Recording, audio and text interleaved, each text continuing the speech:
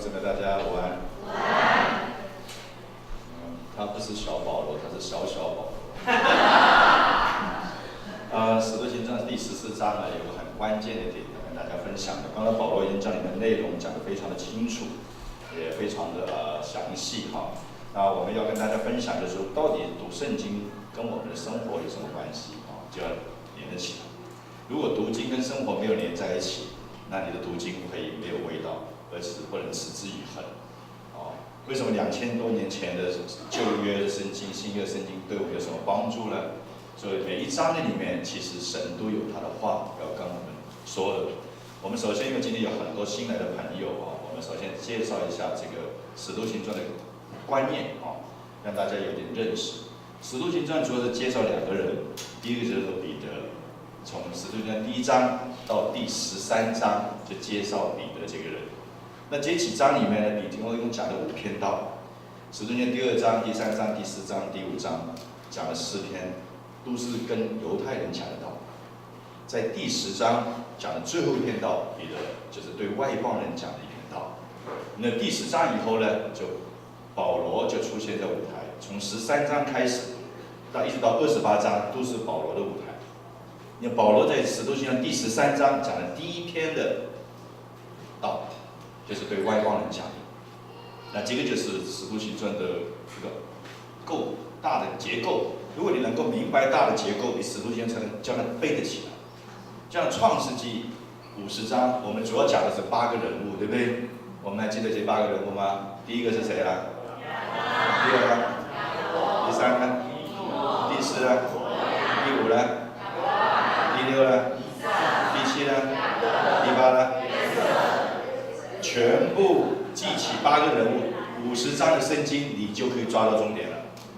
因为这50章的圣经就讲到这8个人物的生平，他的事迹，还有其他人物，你主要的记起来，你重点就全部记起来。所以你一定要抓这个方向，你才能够明白整篇真理。出埃及记一样，对不对？出埃及记其实要记住就是2节的圣经。就是出埃及记第12章讲到什么？逾越节，讲到逾越节，对不对？你想到逾越节就很多可以讲。你的出埃及记20章讲到什么？十诫，对不对？后面都是讲这个故事有关，所以你整个出埃及记你就抓到重点了。利未记其实讲到就是5个东西，就是献祭，对不对？燔祭、赎祭、平安祭、赎罪祭、赎愆祭，全部在讲这个。后段讲到会幕，对不对？会幕里面一个有6样东西要背得起来。这个整个会幕里面，在外院的地方有洗濯盘、铜祭坛，对不对？在圣所里面有陈设饼的桌子，对不对？有金香炉，有金香台。你的至圣所里面有什么？约柜。约柜里面有3样东西，对不对？这个第一个是什么？法版，10节的法版。第2是什么？玛纳，对不对？神的玛纳。第3个是什么？发羊杖，对不对？那利未记就差不多清楚。你呢到了民数记，民数记就是 numbers， 其实就记住2个数字，对不对？60355就603550人。这603350人是做什么用呢？你抓到重点，整个民数记就清楚了。你呢到民数记第26章的时候，它出现另外一个数字，就是601730人。对不对？民数记记住2个数字，你整个民数记就清楚了。这个人数做什么？准备攻打迦南地耶利哥城，对不对？你呢到申命记，申命记就是摩西生平最后的10天，讲了3篇的演讲。这3篇演讲你就大概知道，一直恢复提醒以色列人，你们从前是在埃及为奴的，是耶和华神叫你们什么救出来的。我们以前都是为奴的，阿们吗？我们做谁的奴仆啊？不是做太太的奴仆，我们是做罪的奴仆。我们都是做罪的奴仆，弟兄姊妹，我们就等候审判，走向灭亡。但今天从罪的里面将我们拯救出来，变成神的儿女，阿们吗？听到这句话，心里面很喜乐啊。世界上没什么大事要去解决的，最大的事都解决，其他世界都是小事，你知道吗？我们人的无知在哪里呢？就叫小事变成大事在做，你的人生愁苦苦难不断。你要了解，我们人生最大的问题都解决了。从前是罪的奴仆，被辖制走向灭亡。今天神从罪里面叫我们救出来，成为神国的儿女。这个很大的消息，弟兄姊妹，福音是好消息，是什么好消息啊？祷告给你发财，这不一定是好消息。富人进入天堂是难的，对不对？钱要会用，你才是做钱的主人，阿们吗？否则你就做钱的奴仆。好不容易从罪里面救你出来，又进到钱的里面做奴仆，你一生都做奴仆干什么呢？我们都是神的儿女，阿们吗？尊贵，充满了力量。你的神，人家看到你就想羡慕，要做基督徒。你有这个认识吗？所以没有小保罗，也没有小保罗。既然是保罗，就是保罗，阿们吗？否则有个人最谦卑的，我是小保罗，对不对？我只听过一首歌，我是小鸟，对不对？亲爱的弟兄姊妹，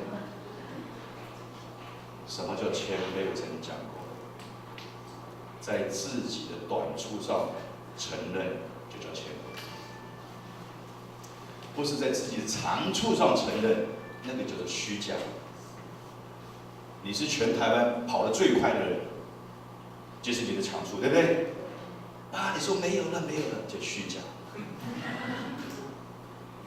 这个全台跑得最快的人，但是口中长出污言，讲三字经，他承认这是我的短处，这叫谦卑，明白吗？所以要搞清楚什么叫谦卑啊，对不对？圣经都有讲的。我们都以为谦卑是什么？哎呀，我不行了，我不行了。我常常跟大家讲，谁都知道你不行，对，只有你自己不知道。那神要用你来服侍，证明你要学习，要行，就这么简单嘛。工人嘛，要训练嘛，对不对？没有一个工人不需要训练的，对不对？所有都是工人，计程车是工人，开飞机的也是工人，做总统也是，都要训练的。没有一个人不能训练，能够去做一件事情的。厨房的工人要训练，清洁工人要训练，站在门口做守卫的也是工人，他要训练。在医院帮人开刀的也是工人，他需要训练。所以我们都是工人。亲爱的弟兄姊妹，圣经没有这么难。如果很难，神就骗我。神说我的道很简单，相信跟随，当食物吃下去，就这么简单。但是我们常常替撒旦做广告，圣经很难，所以吓得大家都不敢读圣经。很多教会不读旧约，很难，就错误的观念，就像一个父母一样，从小跟孩子的观念，活得没意思。你说这个孩子长大活得会有意思吗？如果真的有意思，那就真的有意思了，对不对？他一定是活得没意思。所以观念很重要，阿们吗？我们都有 positive 的观念，积极的观念，阿们吗？因为我们的神是积极的神，阿们吗？我们神从来不消极。亚当夏娃失败以后，神亲自来寻找他们，你们在哪里？不是人去寻找神来寻找。人犯罪以后，神有没有唉声叹气啊？没有，对不对？没有。人不信神，神有没有唉声叹气啊？没有，神难过。为什么难过？因为他太爱你，他太爱你。你不信主，你不认识神，你不愿意服侍他，他太难过了。他当你是宝贝，你有没有看见这个？神当你是至宝。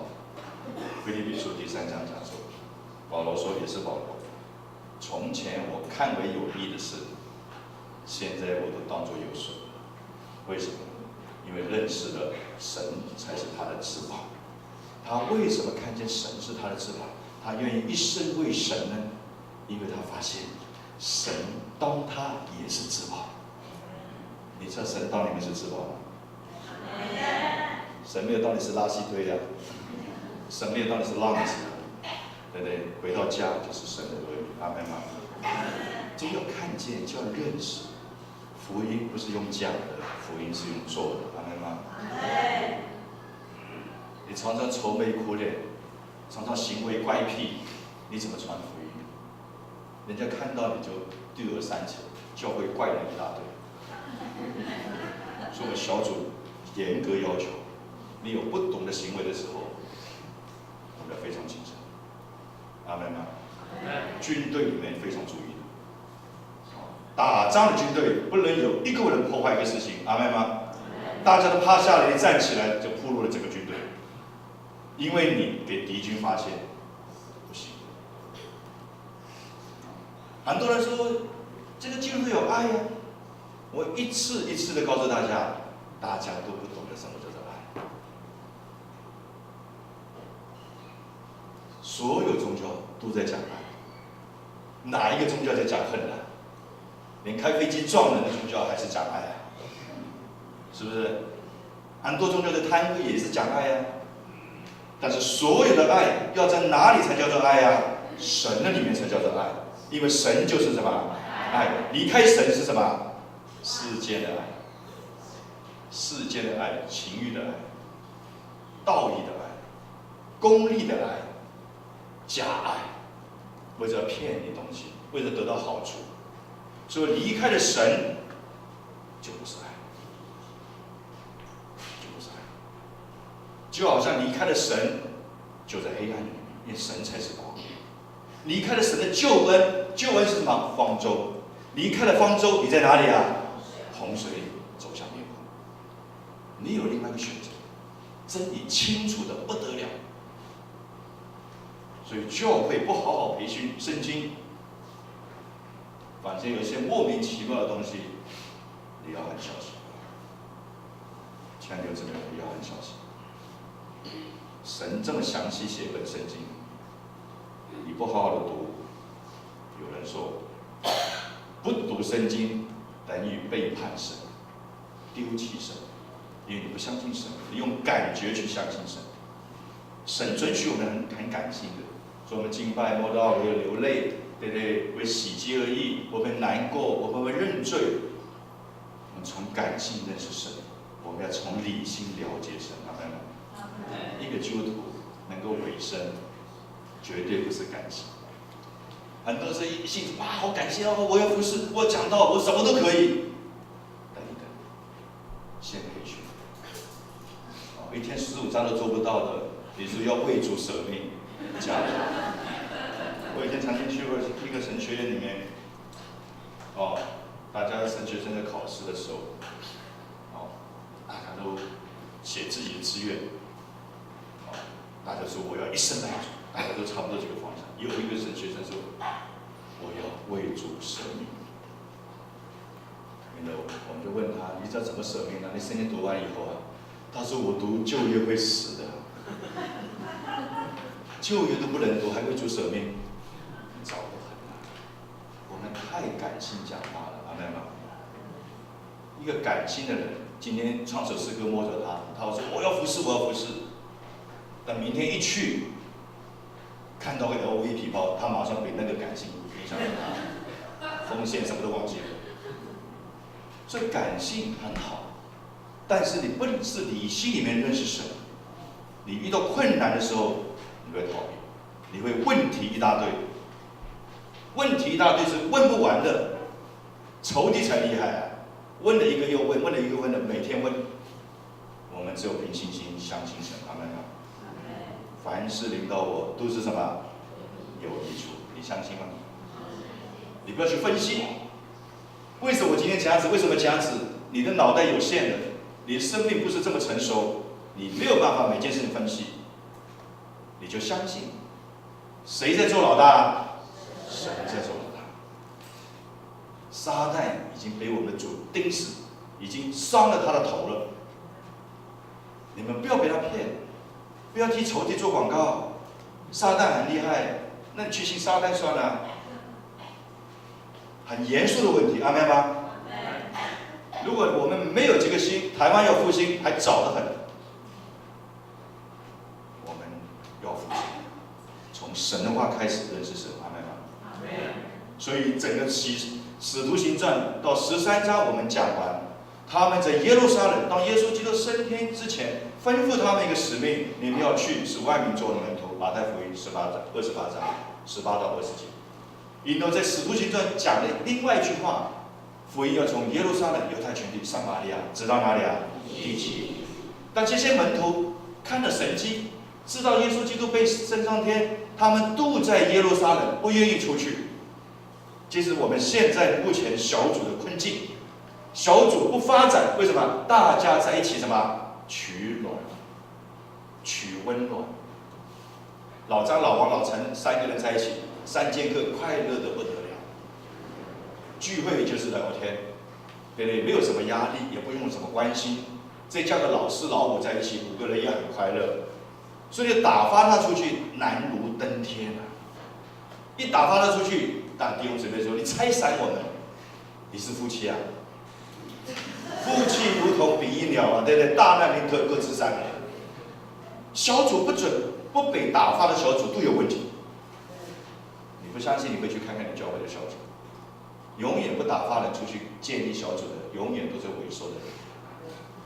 怕辛苦。”对不对？嘴巴说主是我的神，你是我的至宝，但一要传福音，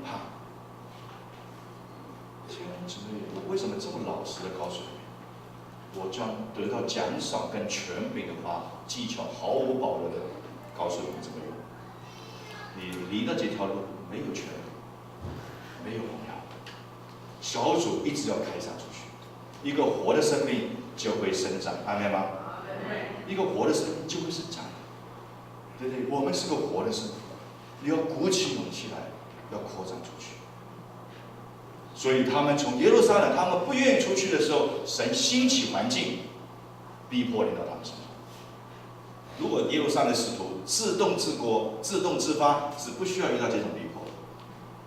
所以我们跟着神的步伐，我们跟神同工，你是不需要，神不是有事没事找我们麻烦，不是，神不是这样子的，神是慈爱的神。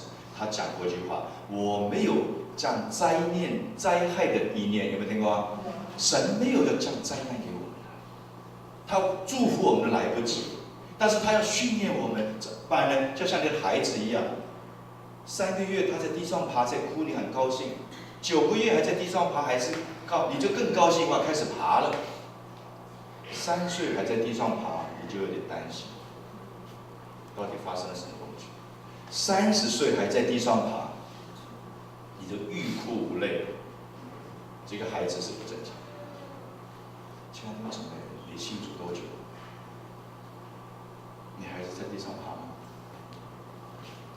神第一个感觉就是难过。亲爱的姊妹，你不要当神的话是耳边的话，神的话要记起来。我们要彼此勉励，阿们吗？我们会软弱的，所以我们需要团队，阿们吗？我们不能做独行侠，阿们吗？我们要互相勉励，互相带导，互相鼓励。爬软弱的时候扶他一把，对不对？我也需要你们扶我一把。什么人从来不会站得起来，永远躺在地上的就不用站起来了，他也不会跌倒。躺在地上，你们听过植物人跌倒吗？对不对？一定是有行动人上厕所跌倒，对不对？植物人不会跌倒的。所以保罗他们了解这件事情，从耶路撒冷受到逼迫，司提反被杀，使徒雅各被杀，他们就四散去到撒玛利亚，福音从耶路撒冷、犹太全地到撒玛利亚。你的兴起的保罗，你的传主到哪里？今天讲的安提亚，圣经里面有2个地方叫安提亚，一个在叙利亚，一个在加拉太省。加拉太省就是以色列，以色列现在的土耳其就几个地方。所以保罗明白，他以前是逼迫教会的人，他现在很清楚神的使命要一直进行，不能停出来。所以13章的时候，上个礼拜我讲的时候，安提亚的教会，这个安提亚是叙利亚的安提亚，就打发他们，打发谁啊？打发2个人，保罗主任牧师，对不对？安提亚教会他是创立的嘛，副主任牧师是谁啊？巴拿巴，叫主任牧师、副主任牧师打发出去，去哪里啊？塞浦路斯，对不对？这是地中海一个海岛，去塞浦路斯在那边宣传福音，有逼迫，但是福音兴旺。今天到14章，因为塞浦路斯有逼迫，所以他们又去到一个地方，去哪里啊？以哥列，就是加拉太省现在的土耳其的地方。所以故事背景了解，你就能够明白。你没有发现说，我从上个礼拜开始了，每天都有讲到，而且每天讲的道内容都不一样。为什么你能够记得这么清楚呢？因为叫人事事第五记起来，你就抓到重点。你只要抓到一个字，就像粽子一样，一串就起来了。你不用去死背的东西，对不对？我不反对你们用泡泡，导读要用泡泡，因为导读是培训能不能抓重点。抓重点是什么意思啊？一套电影，用5分钟讲个电影，演了2个小时，你解释一下里面讲什么。抓重点是什么意思啊？老板派你去美国考察3个月，你回来的时候，老板说我下午约了叶董吃饭，你只有5分钟时间，请你报告一下。如果他时间多，请你20分钟；他时间更多，晚上跟你吃个饭，聊一聊。如果他时间更短的话，王经理，你去了那个美国，我拜托你去做这件事情，你结果怎么样？我只有1分钟时间，因为我马上要走了。那你会怎么讲？你不会讲的说，哎呀，老板3个月之前，当你吩咐我去做这个事情的时候，我心惊胆跳啊，我祷告又祷告啊，最后神感动我了，我太太反对了，我好不容易安抚我太太同意了，我儿子又不同意了，已经50秒了，重点还没讲到。老板说不要讲了，你回去做科研算了，没有讲到重点。他只有1分钟，你跟老板讲，老板不需要1分钟，30秒，使命达到了，合约签好了，钱就这样赚了，结束了。15秒，老板说老叶厉害，对不对？我副总经理退休了，你来做好了。什么叫做训练？要讲到重点，阿门吗？你跟一个朋友见面，可能一辈子就是在火车上见到1次。你见不到他，你要讲什么？讲小的时候一起读书的情形，整本圣经你怎么讲？你要知道怎么讲话，阿门吗？你要知道怎么抓重点。所以为什么培训呢？你传福音，你今天回去，听众姊妹，你们在场的，今年有谁因着你得救了？你会去自己思考吗？如果你没有，我劝你好好在神的面前悔改，阿门吗？你好好在神面前悔改，不传福音的有祸了，有祸了。很多人说我服侍神会逼迫，没有错。保罗服侍神，他要逼迫，对不对？被石头打，被石头打。哥林多后书没有记错，应该是在第10章的地方。他说他被棍子打3次，船难3次。被石头打1次，记载的就这件事情。打完以后，他们以为他死了，拖到城外去。拖到城外去做什么？叫他埋了。怎么知道？神还没有叫他这个时间走，说神，你的生命时间还没有到，死也死不掉，阿门吗？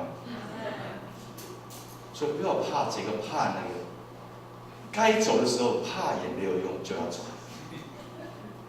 所以神跟说你讲，你不要为生死、吃什么、穿什么忧虑。天空的鸟、谷中的百合花都没有担心，我们都在担心一些根本没有用的东西。你要去担心将来我怎么在神面前交账，阿门吗？这是你要面对的事情。你忧虑让你头发多长1条吗？不会。你会忧虑让你多活1天吗？不会。你要忧虑将来我怎么跟我的主交账，阿门吗？我要检讨自己，谁让我得到生命的改变？我成为谁的祝福？我还是成为人家的绊脚石？我认识我的神有多少？真理是非常的沉重的，但是不认识真理，只有死路一条。你要选择沉重，还是死路一条呢？但是当你真正认识真理的时候，真理就要你一个沉重完全得到释放。所以真理必使你得到什么？自由，就是这个意思。你刚刚开始听的时候会沉重的，因为它的真理的方向跟世上人说的东西都不一样的，是违背我们原来罪人的个性的，所以对你来讲很沉重的。但是你不明白真理，你一生就做罪的奴仆，你就走向灭亡。但是开始接受的时候，你会有点沉重感，因为跟你的生活习惯都不一样，对不对？你的生活习惯，礼拜天好不容易工作这么多天，礼拜天睡到太阳出来为止。其实太阳5点就出来了，知道吗？你是要睡到太阳下山，很难的，很难的。但是你真的明白真理的时候，你会发现，我到教会去是敬拜宇宙的真神。在你明白的时候，这个真理却让你得到什么？自由。大部分都在沉重的真理里面，因为你还不明白神。当你明白的时候，你就得到自由，得到自由。所以他们从这个叙利亚的安提亚打发他们来到加拉太省的安提亚，就是以哥念的地方。他们开始传福音，去到哪里都传福音。你们发现，保罗这么多的逼迫，他去哪里都放胆的传福音，还不是随便讲哦，放胆的讲。告诉我们一件事情：传福音需要胆色，阿们吗？你问隔壁的，你有没有胆色？亲爱的弟兄姊妹，服侍神需要胆色，阿们吗？怕头怕尾的不能成为神的精兵，阿们吗？你说我不要成为精兵，你说的，你将来跟神交战，你就哀哭切齿，你就后悔不得了。我们现在都有补考，对不对？我们失败，神有恩典给我们用，是不是？神说的，失败再起来嘛，对不对？路还没有跑完嘛，该跑的路我要什么？跑尽，要跑尽啊！该守的道你要什么？守住啊！不是该守的道守过了，对不对？那价值不大。该打的仗我什么？打过了，不需要打。很多仗我们都打输了，可是都打过了。神给你的仗要打完，输赢是神的事，打仗是我的责任。跑步、跑路、走路，人生的路我走完，我跌倒不要趴在那边不走，我就走完。走的不好看，走的很难看，走的跌跌爬爬都没有关系，神是我的恩典够你用，阿们吗？但是要走完，你不能半途而废。所以每一个真理都有神的帮助，神的认识。所以他们去到以哥利的时候，他们传福音，犹太人信的人很多，希腊人信的人很多，外邦人信的很多，不信的人也很多。这些不信的人，保罗传福音的时候，就像我们传福音。都会遇到阻力。什么叫阻力啊？对方不顺服，对方怂恿人取笑你，对方什么恐吓你，对方什么就是怪癖你，这个诬告你。14章里面讲的，他们不顺服。第2节，但那不顺从犹太人的怂恿外邦人，将他们心里什么？怨恨，引导他们有什么挑拨、分解。所以你传福音的时候会发生几种事情的，你不要大惊小怪。一个孩子一出生的时候会哭的，你不要大惊小怪。哎呀，不要哭，不要哭，不要哭，他就活不了了。这是正常的事。所以你传福音、服侍神会受到别人外邦人的挑衅，甚至乎保罗是犹太人。最重要是受到犹太人的主导，但是信的人也很多，阿们吗？他们就开始里面想了2个字，分了党。有没有看到这个字？第几节啊？第4节，分了党。为什么分党？不是说你是蓝的，我是绿的分党，是信与不信不能什么同负一軛。这个分了党的是这个意思。信的人跟随保罗，跟随耶稣；不信的人继续抵挡。所以你不要说我传福音让万人都高兴，没这种事情。耶稣基督在四福音书里面讲了这么多的神的话，有没有人抵挡他？多的是啊，钉死他，钉死他。全世界谁被骂的最多的啊？耶稣基督。全世界70亿人口，广泛来算，包括希腊东正教，包括天主教，包括基督教，大概有25亿人是承认主名的。但这25亿人里面，大概有很多人也是忽略了耶稣，或者埋怨耶稣，觉得神不公平。那不信的人更是抵挡耶稣嘛，取笑耶稣嘛。所以全世界最多人取笑的就是耶稣。亲爱的弟兄姊妹，这个真理不了解，你传福音完全没力，对不对？你遇到困难完全走不动。神准许这个事情发生，所以他们去传福音的时候，他们就有人信，有人不信，信与不信不能同负一軛分开。这也是耶稣基督在马太福音第14章里面讲，他跟门徒说：“你们不要以为我来到地上是带来和平，对不对？我来到地上是要什么？动刀剑，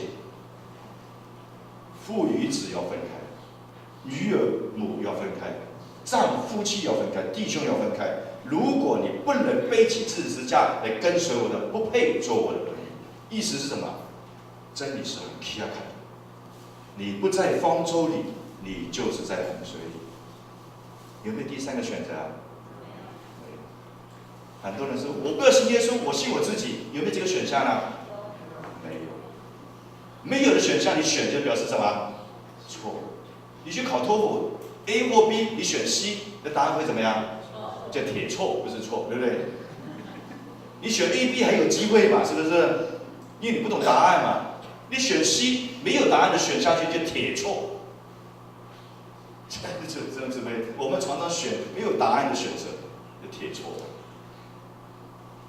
危险，危险。所以他们分开了以后，所以在教会里面，你不要想说你讲的道是让每个人高兴，坐在这边可能有很多心里面也不舒服。主耶稣讲道的时候，有法利赛人不高兴，有利未人不高兴，有撒都该人不高兴，有税吏不高兴，但也有高兴的，阿们吗？所以很多人讲完道以后，不是说哎呀我要受洗，我说不是，很多人离开了，很多人离开了。主耶稣讲了一句话，跟门徒讲说，很多人离开，讲完道以后很多人离开了，所以我讲道你们有反弹，正常的，正常的。那你就找一个你不反弹，你顺服的课去上。如果世界上没有一个人你是不反弹，每个都反弹的，那你要小心。那问题是你自己，不是我。所以职场的培训，你认同，你相信，你就全力以赴，你就会得到生命，阿们吗？否则就换个师傅，换个老师来教。世界上的老师多的是，世界上现在教会很多啊。台湾神学院很多，比医学院要多，知道吗？对不对？很多。亲爱的弟兄姊妹，当他们这样处理的时候，所有人都离开了耶稣的时候，耶稣问了门徒一句话：“你们也要离开我？”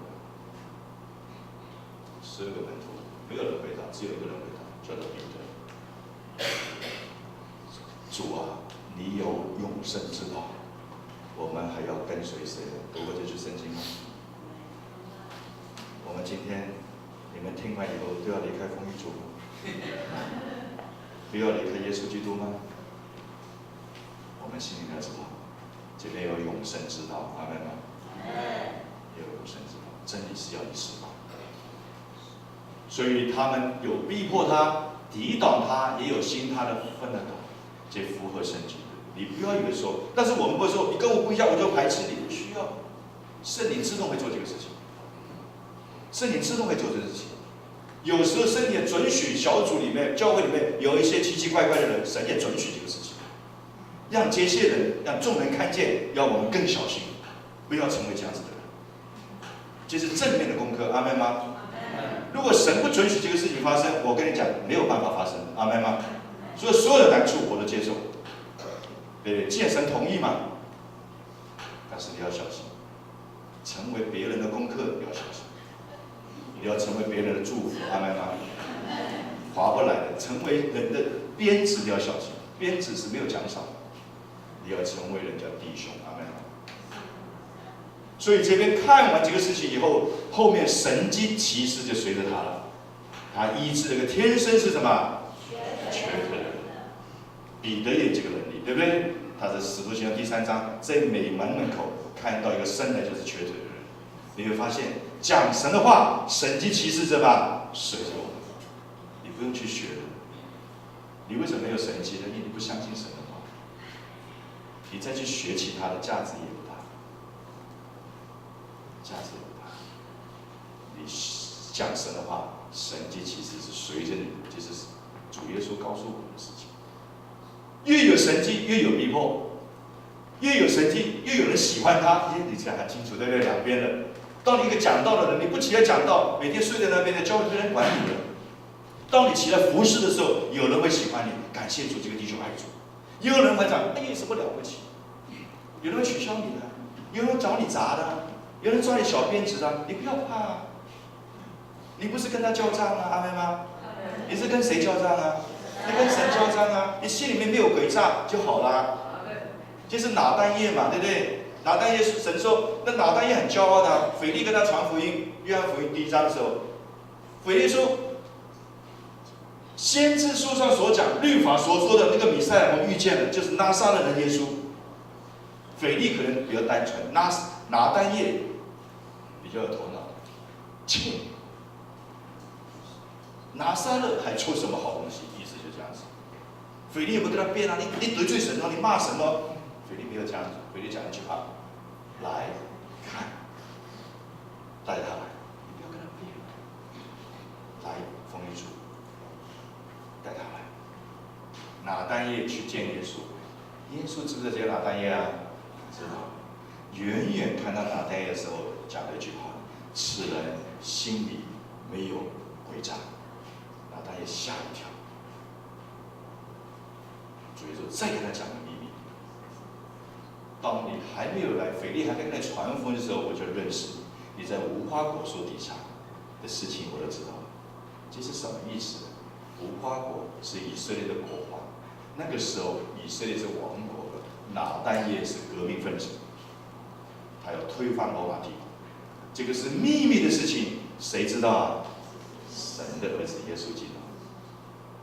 你不知道，你读这章圣经你不知道，对不对？你不知道，你读了40遍，你不知道这个真理，对不对？所以拿单页后面讲了一句话：你是神的儿子。拿单页知道，这个人，我这么秘密的情报工作都给他知道，除了神的儿子没有。所以圣经背景你不了解，你不每个人事实地物去读，你就读了以后都不知道什么意思。所以有人反对他们，也有人高举他们，将他们变成希腊的神，一个叫宙斯。宙斯就是什么意思啊？这丢斯就是宙斯，就是希腊的主神。谁是宙斯啊？巴拿巴。为什么？做主神一定要一表人才。我相信巴拿巴一表人才。保罗是貌不惊人嘛，圣经里面说的嘛，对不对？做保罗做什么神啊？西俄米。西俄米是什么神啊？是传达信息的神。说保罗是在讲话嘛，他们觉得说这个人可能是西俄米了，对不对？他是话语领手，有没有看到这2个字？说为什么人事是第一物要细读，要抓重点？你读到这种重点，你就知道他为什么叫他做。巴拿巴一定是一表人才，因为他是主神。保罗是貌不惊人，但是一直在讲话，一直讲话，所以他们封他为西俄米。这个名字真的不好记，对不对？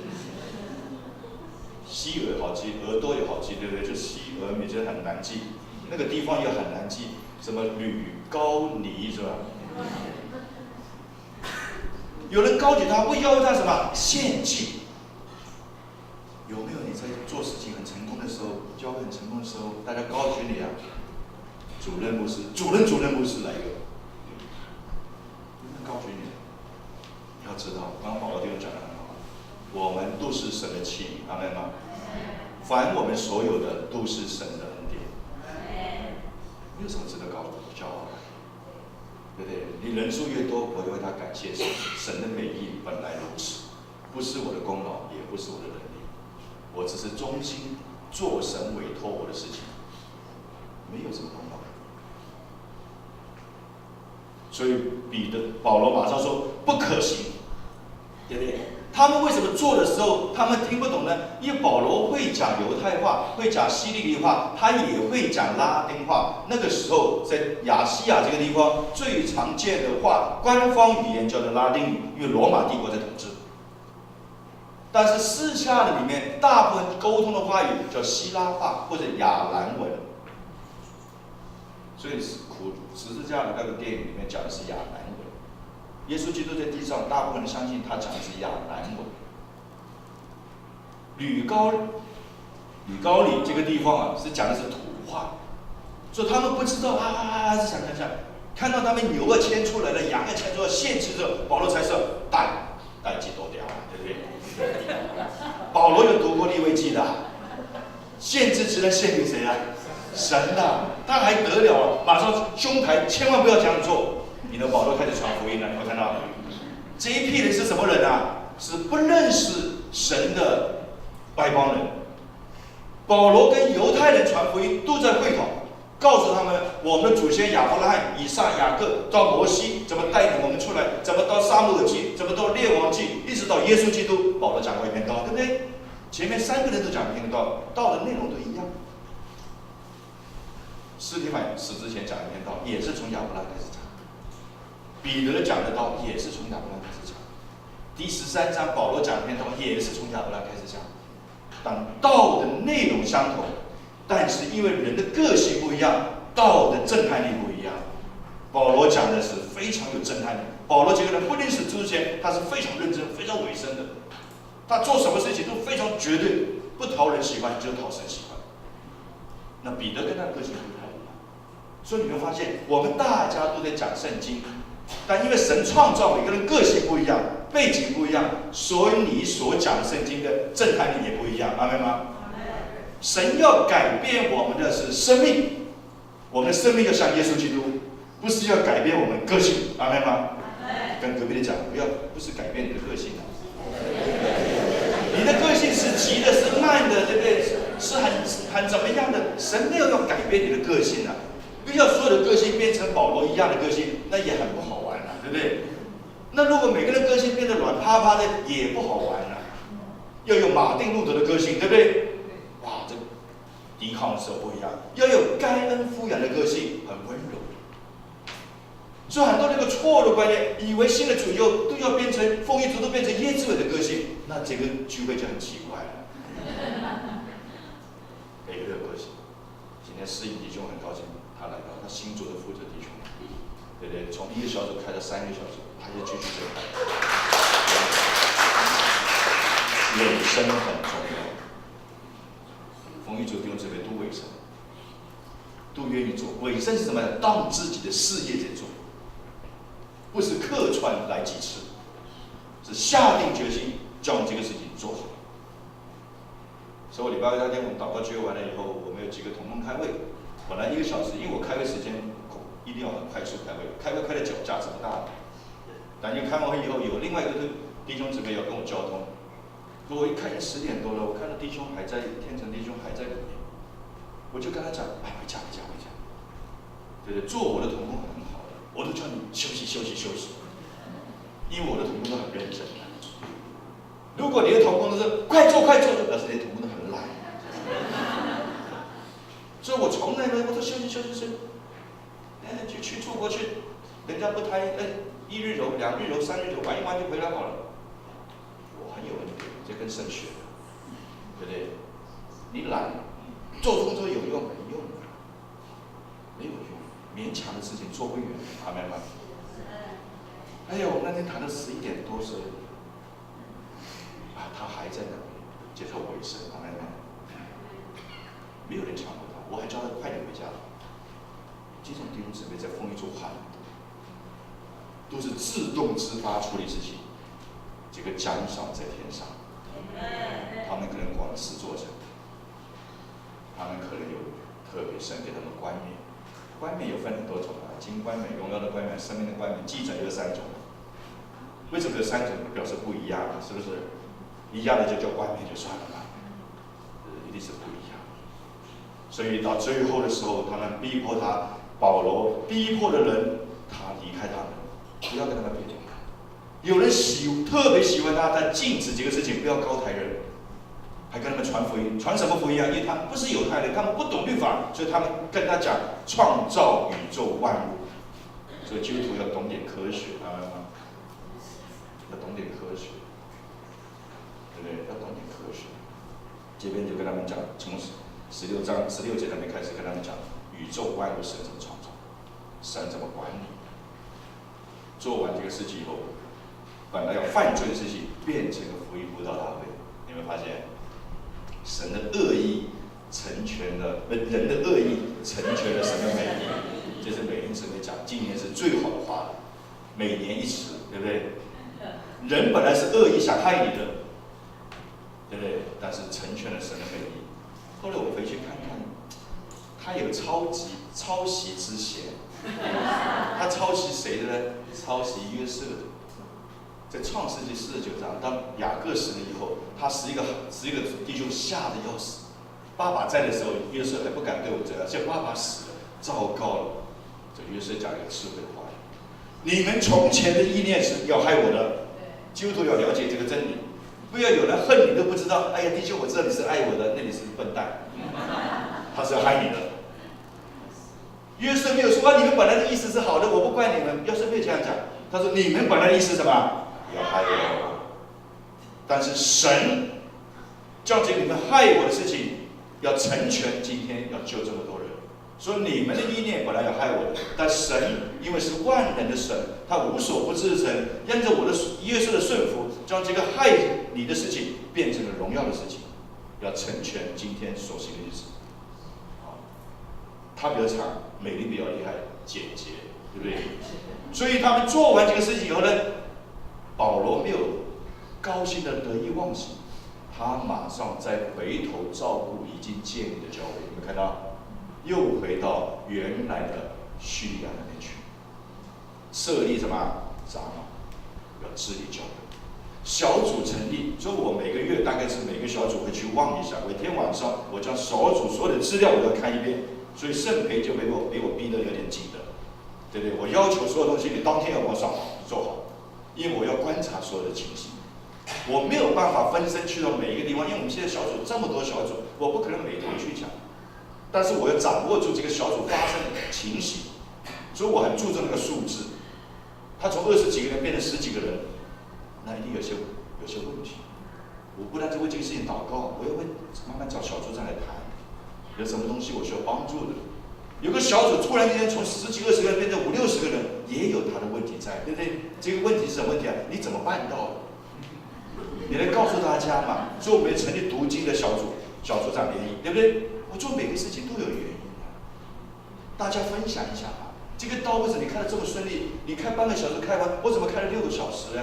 你怎么不用输血？我输了3000，又病人还在危险期，来问一下嘛。为什么你炒的宫保鸡丁这么好吃，我炒的宫保鸡丁怎么这么难吃呢？你问一下吧。问别人不丢脸的，阿门吗？你有没有专业的？都是神的，是不是？你做不好去问别人，做得好的小组怎么做的吧？所以他回头再照顾那一边的原来设立的教会，并且在那边圣经很多人相信，使徒行传14章。后面回去照顾那个地区就加拉太，所以保罗也在那个地方写了加拉太书。所以你看加拉太书跟使徒行传第14章很像，发生的事情很像。所以我们今天讲到这边，跟弟兄姊妹分享使徒行传第14章跟我们生活习惯有非常大的关系。我们今天，你们不是我的用人，你们是神的儿女，阿们吗？你们是我的同工，我们同负一軛，我们要完成使命，阿们吗？完成使命必须要各尽其职，阿们吗？各尽其职必须要什么？要好好的栽培，要好好的培训。所以彼此相爱是不能完成使命的，爱来爱去，最后大家都哭哭啼啼分开，对不对？既然是爱，就一定要创业，阿们吗？我们赚灵魂，是吧？彼此相爱，各尽其职。还有什么？16个字讲的都忘了。成全圣徒，各尽其职以后，我们要来成全他。你一家公司训练了10个总经理，你没有给他10家公司，你只有10个总经理每天吵翻天，就内斗。所以我们一有小组长的角色，一有小组长恩赐的，我们马上打发他做小组长。你有任何恩赐的时候，我们马上用你，叫做各尽其职，我们才能完成使命。我们就低头做祷告。主，我们感谢你，今天我们看到保罗的神是何等的伟大，保罗的神也是我的神。保罗一生遇到神以后，他一生舍身忘死，他跑完他的道路，打过他的仗，守住他的道路。他说，将来一定有荣耀的冠冕来跟着他。主，我们今天也是一样，我们要警醒的来到你面前。我们每一个人将来都要向神交账。主，我们有什么地方亏欠你的，求你帮助我们；有什么地方不讨你喜悦的，求你帮助我们；有什么地方软弱的，求主你帮助我们。我们都有一个愿意的心，在神的肢体里面，我们一起能够彼此成全。主，我们为着这样子的话摆上感谢，愿荣耀国度权柄来归给你，直到永永远远。奉耶稣基督的名，阿门。